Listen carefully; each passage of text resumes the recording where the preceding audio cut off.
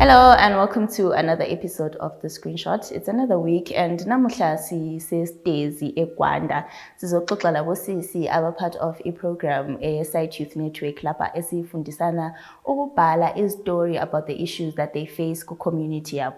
So one thing about The Screenshot, we are very passionate about hearing the voices of young people and the stories from their own mouths. So what better way to do that than to travel all over Zimbabwe with different perspectives from different areas. So without going any further, ngizathi abosisi bakwenjani basitshela ukuthi bona bangubani, and then we can get on with the show. Talent Dube. Kukulethu Mbangeni. Lerosi Dube. Shayelin Sebel. Nonhlanhla Mholi. Mesi Dube. Alright, ubumesi ukuyibambile khona lapha. So siyalamukela ku Screenshot and sifuna ukuthi sixoxisane ngokuphila lapha esitezi njengabo sisi abatsha. And so umbuzo wami oqala ukuthi as umuntu omutsha oyintombazane injani impilo lapha esitezi from iperspective yenu mana ufuna ukukhuluma? Impilo entsha lapha esitezi angeke ngisho ukuthi imnandi yona and futhi njalo angeke ngisho ukuthi ayichazi, but right nje inormal. Umnormal nje. Omunye linaliphila njani? Nithi lingamankazana lihlala esitezi. Hamba njani? What's going on as young women? Kwenzakalani? Talent wena njengolokhu senini, njenge young person ungathini?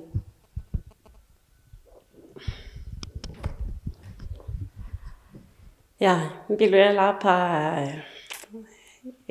right. Like nxa ungaba lo guy wakho yabo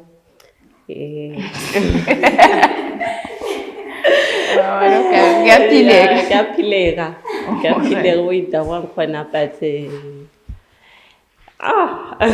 other than that, hayi, so kuqakathekile mawulo guy wakho. Alright, lina ngempilo zethu kuyini elikufisayo lilamaphupho akho njengabantu abatsha? What are your hopes and your dreams? Wena ufisani Talent other than uguy wakho ufisani?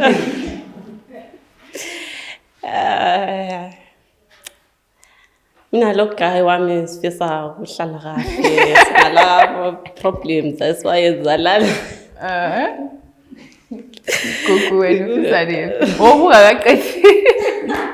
Khathesi ubusuphasela wonke umuntu ngoba wonke umuntu ulezifiso la ngempilo zakhe, ngempilo yakhe.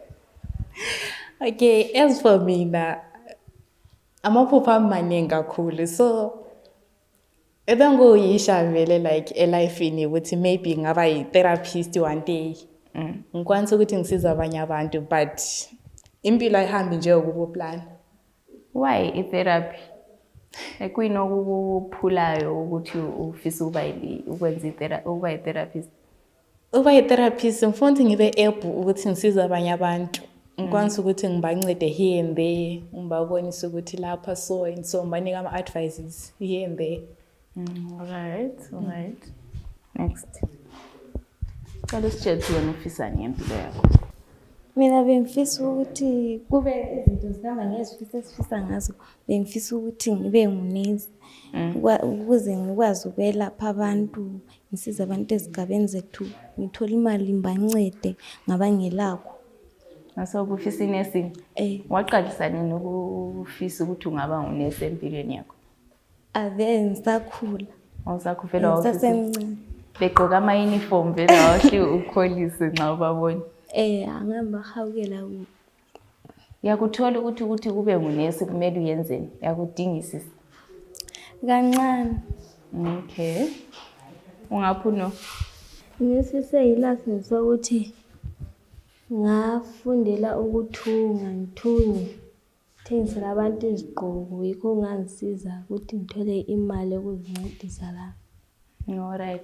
So ama challenges afeswa ngabosisi besitezi kuyini? Ongani kuye ngalivimbela ukuthi lenjani liphesiwe amaphupho enu? Libonani wena?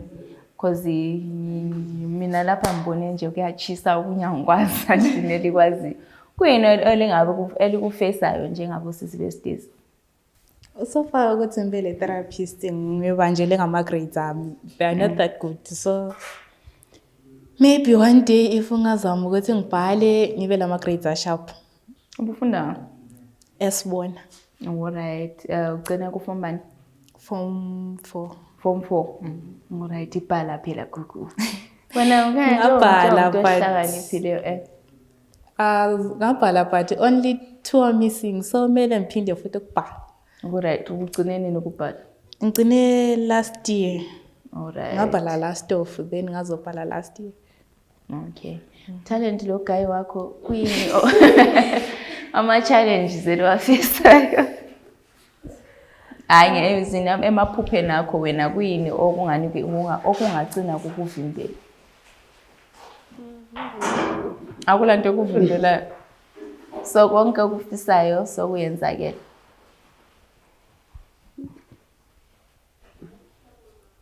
Akukayenzakala. Akayenzakala. Kuyini okuvimbele uthi kwenzakala? Awukabi kwazi Angabi kwazi. ukuthi kwenzakalani. So lapha sise center kuthiwa yini center yethu le? eMasakhaneni nani kenzakala izinto eziningi eMasakhaneni. Lina kuyini elikwenza eMasakhaneni okwama youth lani anti kulabanye athi ya kade senze Mina ngenza i-hairdressing ma-computers. kuhamba njani? Kwi-hairdressing asengikwazi okuningi. Kufyunyana engingakabi kwazi kodwa hayi sengikwazi. La kuma-computers sesifundile konke sesikufundile okunye hayi sengikwazi but asikaqedi. So after i-hairdressing ufisa ukuthi uyenzeni nxa usucompletile i-course eninga 6 months ani? Nxa usuqedile so bathi kuyabe kuyayenzakalani and wena ufisa ukuthi uyenzeni ngalokho ama-skills oswatholile? Mina bengifisa ukuthi mangaqeda i-hairdressing sengikwazi ngithola imali ngivula isalon yami ngikwazi ukuluka abantu. Alright. Iyaphuma ukuthi ibhizinisini phela kulabo sisa abaningi lapha so abantu bakhona abafunayo into zokuluka landana. Bakhona. So far suke wathola ama-clients amaningi. So lami ngabuya nduka.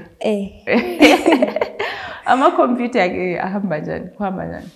Akuma-computers asikafiki indawo vele asikaqedi njaku-hairdressing sokusele izitali ezincane singakaziqedi but kuma-computer.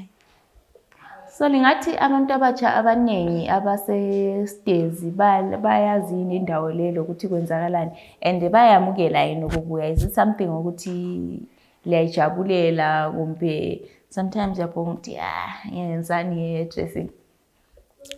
Siyayijabulela kakhulu ngoba abantu abaningi uma beqeda u-form 4 esikhathini esiningi bayabuya khona la bezojoyina. So vele libaningi. For abafana-ke bona bayenzani kulokunye kwabafana kakhulu ani? Abafana i-building khona la. I-building?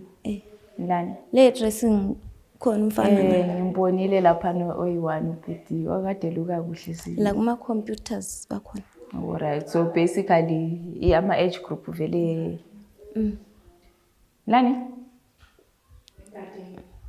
Lina liyayenza yini kwengadini nje amankazana? Hayi. Kumbe liyakhetha? Asiyenzi. Bathi hayi thina sibambi lokho. Banjani so abantu abalifundisayo bathini so? Bathi liyayenza kahle. So umbuzo wami wokugcina bosisi kuyinade lifisa ukuthi abantu aba-youths amanye ahlala kwezinye indawo abangayifunda ngeStezi kuyini kumbe vele ahulalutho ukuthi sibili kungathiwa sesikhuluma ngeStezi kuyini elingathi nje osisi abahlala ezindaweni ezinje kuyini elingaba-educator ngakho because abantu lingabantu abachiyeneyo yani kuyini elingafisa ukuthi babekwazi ngeStezi? Mina I guess ukuthi as ama-youth eStezi ukuze si-avoide ukuhlala singabuya lapha e-center yethu siyenze inwele ama-computers lengadini so that si-avoide ukuhlala ekhaya because ekhaya kuyabhora akuchazi. Sibuye lapha siyenze something engcono. Masiphuma lapha sesidle something different yokwenza phandle le. asoze sifike sinjani sihlala. Hayi Gugu siyabonga and ngiyabonga bosisi ukuthi lithethe isikhathi lakhuluma lamani for isikhatshana nje sona lesi. And for everyone at home who's watching, I hope you learned something new about Estezi and the people who stay here and all that they say they do. And if you want to be part of my project lawa ayenzakalalayo, you can feel free to leave a phone number and you can talk to us and see how you can maybe help if you're interested in helping. So until next week, bye.